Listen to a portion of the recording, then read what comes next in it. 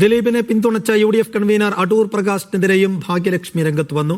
കോൺഗ്രസ് അധികാരത്തിലെത്തിയാൽ അതിജീവിതയ്ക്കൊപ്പം നിൽക്കില്ല എന്നാണ് പ്രസ്താവനയിൽ നിന്ന് മനസ്സിലാകുന്നത്. പെൺമക്കളോട് സ്നേഹം വേണമെന്നും ഭാഗ്യലക്ഷ്മി. താങ്കളുടെ ഈ പ്രസ്താവനയിൽ കൂടി താങ്കൾ ഒരു കാര്യം വ്യക്തമാക്കുകയാണ്.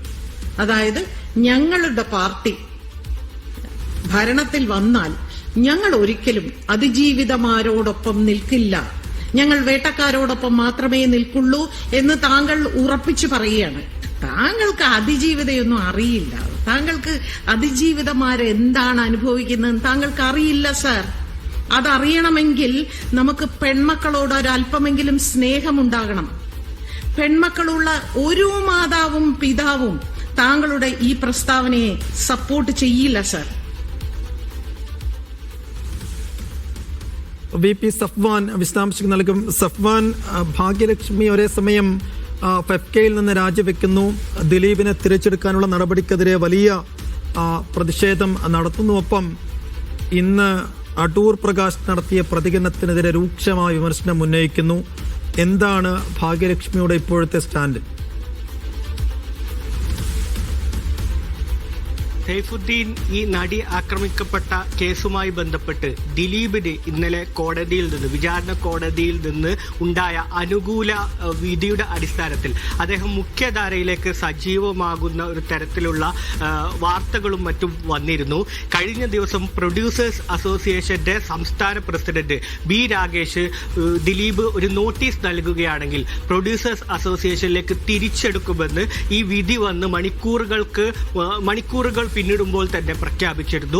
ഇതിന് പിന്നാലെയാണ് ഫെഫ്കയിലും സിനിമാ പിന്നണി പ്രവർത്തകരുടെ കൂട്ടായ്മയായ ഫെഫ്കയിലേക്കും ദിലീപിനെ തിരിച്ചെടുക്കാനുള്ള നീക്കം നടക്കുന്നു എന്നാരോപിച്ച് ആ സംഘടനയുടെ ഭാഗമായ ഭാഗ്യലക്ഷ്മി ആ സംഘടനയിൽ നിന്ന് രാജിവെച്ചിരിക്കുകയാണ്. ഈ അവൾക്കൊപ്പമല്ല അവനൊപ്പമാണ് ഈ സംഘടനയിലുള്ള ആളുകൾ നീങ്ങിക്കൊണ്ടിരിക്കുന്നത്.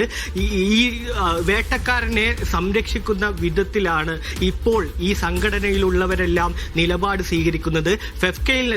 ഫെഫ്ക എന്നല്ല, ഇനി ഏതൊരു സംഘടനയിലും ഭാഗമല്ല. ഈ കഴിഞ്ഞ വർഷങ്ങളായി ഈ അതിജീവിതക്കൊപ്പമായിരുന്നു താൻ നിലപാട് സ്വീകരിച്ചിരുന്നത്. കഴിഞ്ഞ ദിവസം ഈ വിധി വരുമ്പോൾ അതിജീവിതക്കൊപ്പമായിരുന്നു താൻ ഉണ്ടായിരുന്നത്. അവരുടെ മാനസികാവസ്ഥ എനിക്കറിയാം, നേരിട്ട് ബോധ്യപ്പെട്ടതാണ്. അതിന്റെ അടിസ്ഥാനത്തിലെടുക്കുന്ന നിലപാടിന്റെ ഭാഗമായിട്ട് തന്നെയാണ് ഫെഫ്കയിൽ നിന്ന് രാജിവെക്കുന്നത്. ഇനി സിനിമാ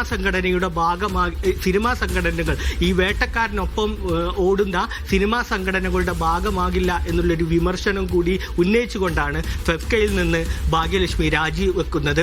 ഇന്നലെ താരസംഘടനയായ അമ്മയുടെ പ്രസിഡന്റോ സെക്രട്ടറിയോ ഈ വിഷയവുമായി ബന്ധപ്പെട്ട് ഒരു പ്രതികരണം പോലും നടത്താൻ തയ്യാറായിരുന്നില്ല. അതിനപ്പുറത്തേക്ക് ഒരു ഫേസ്ബുക്ക് പോസ്റ്റാണ് ഇന്നലെ താരസംഘടനയായ അമ്മ പങ്കുവച്ചിരിക്കുന്നത്. നിയമത്തിന്റെ വഴിക്ക് പോട്ടെ എന്ന് ദിലീപിന് പരോക്ഷമായി പിന്തുണ നൽകുന്ന ഒരു പോസ്റ്റ് മാത്രമാണ് താരസംഘടനയുടെ അമ്മയുടെ ഭാഗത്ത് നിന്ന് ഉണ്ടാകുന്നത്. അതിനപ്പുറത്തേക്ക് ഈ അതിജീവിതക്ക്, ഈ നടിക്ക് പിന്തുണയാകുന്ന ഒരു തരത്തിലുള്ള സമീപനങ്ങളും ഈ സിനിമാ സംഘടനകളുടെ ഭാഗത്തു നിന്ന് ഉണ്ടാകാത്ത സാഹചര്യത്തിലാണ് താൻ കൃത്യമായി ഒരു രാജി സന്ദേശം ഉയർത്തുന്നത് എന്നാണ് ഭാഗ്യലക്ഷ്മി പറയുന്നത്. തന്റെ ഇൻസ്റ്റാഗ്രാം പോസ്റ്റിലൂടെ ഈ വിഷയത്തിൽ അടൂർ പ്രകാശ് ഉന്നയിച്ച ഒരു പ്രസ്താവനക്കെതിരെ വിമർശനം ഉന്നയിച്ചുകൊണ്ടാണ് ഭാഗ്യലക്ഷ്മി തിരുവനന്തപുരത്ത് വിശദാംശങ്ങൾ നൽകിയത്.